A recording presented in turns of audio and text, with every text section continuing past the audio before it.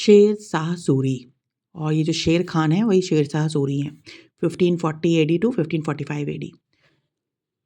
शेर Khan laid the foundation of the Sur dynasty. Sher Khan ने सूर वंश की नींव रखी। He crowned himself with the title of Sher Shah Suri. उन्होंने अपने आप को टाइटल दिया Sher Shah Suri. He was the son of an Afghan jagirdar in Sasaram Bihar. वह बेटे किसके थे? अफगान जागीरदार थे सासाराम बिहार के, उनके बेटे थे ये। Farid Khan was his real name. इनका असली नाम फरीद खान था।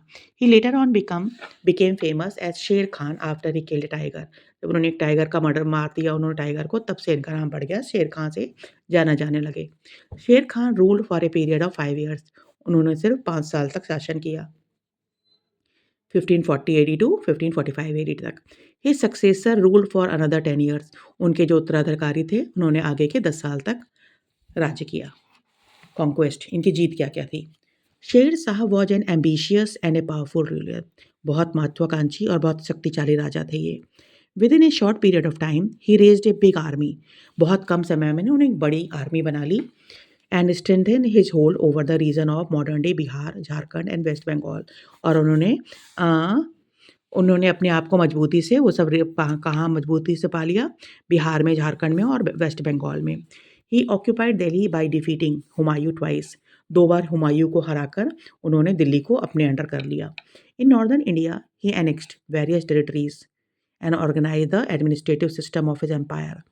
उन्होंने नॉर्थ साइड में बहुत सारे किंगडम को अपने अंडर कर लिया और एक मजबूत सेना बनाई।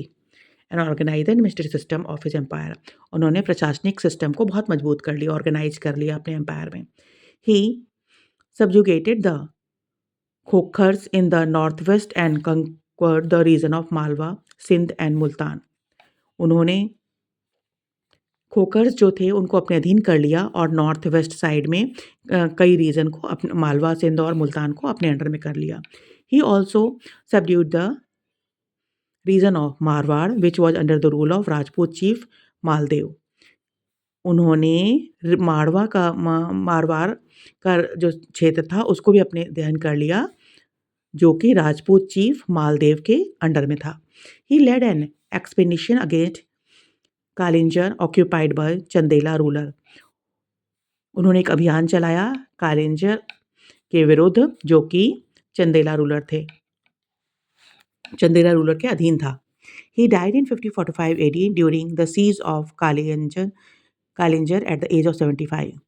वो उनकी डेथ हो गई, वो कब मरे? 1545 में, जब घेराबंदी कर ली गई कालिंजर में। वो 75 साल के थे, उस समय उनकी मृत्यु हो गई। He were buried in Sasaram. उनको दफनाया गया है सासाराम में। एडमिनिस्ट्रेशन, प्रशासन।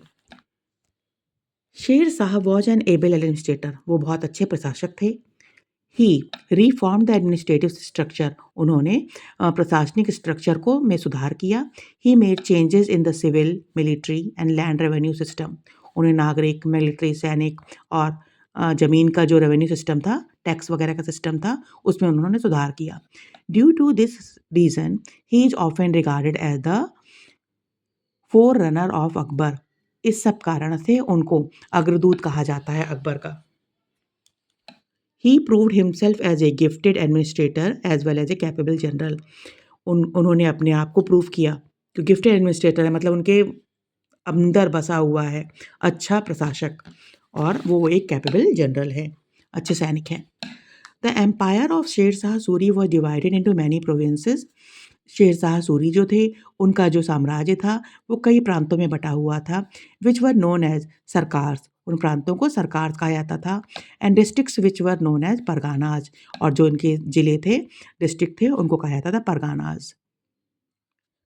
Village was the lowest administrative unit. सबसे छोटा यूनिट जो था वो विलेज था, गांव था। Headman, patwari and chaudhary were 3 men officials at the village level. गांव के स्तर पर 3 कौन कौन से थे? हेडमैन, पटवारी यानी अकाउंटेंट, और चौधरी यानी registrar.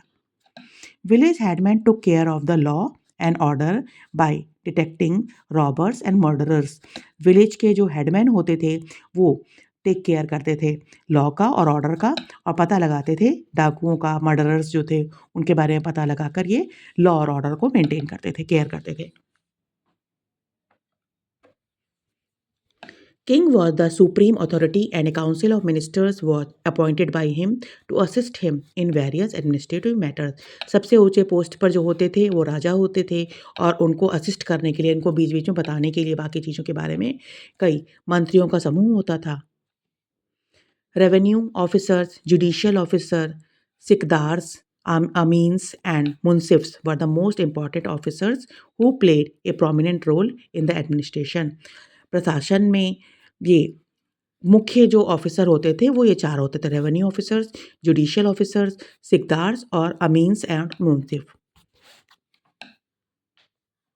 At the Pargana level, the officials of the regime maintained direct contact with the cultivators. Pargana level पर जो था, डिस्ट्रिक्ट जिले के स्तर पर जो था, उसमें शासन के जो मंत्री होते थे उनका डायरेक्ट कांटेक्ट होता था किसानों से. The sikdar maintained law and order. Sikdar जो थे वो लॉ और ऑर्डर को मेंटेन करते थे. और अमीन जो थे recorded assessments and produce of the area, कि उस क्षेत्र में क्या खेती वगैरह का क्या प्रोड्यूस हो रहा है, कितना खेती हो रही है, और टैक्स वगैरह के बारे में बात जो करते थे, ध्यान रखते थे, वो अमीन थे. Munsif was appointed as a special officer at the provincial level.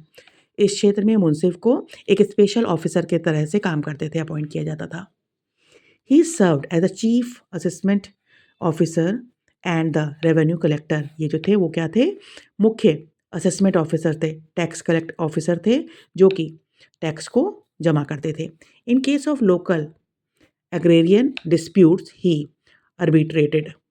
अगर कृषि विवाद, कोई भी खेती संबंधी विवाद होता था तो ये बीच में मध्यस्थता करते थे, यानी दोनों का मिलाप करते थे, या क्या झगड़ा क्यों हो रहा है वो सब ये देखते थे. कौन? मुंसिफ. लैंड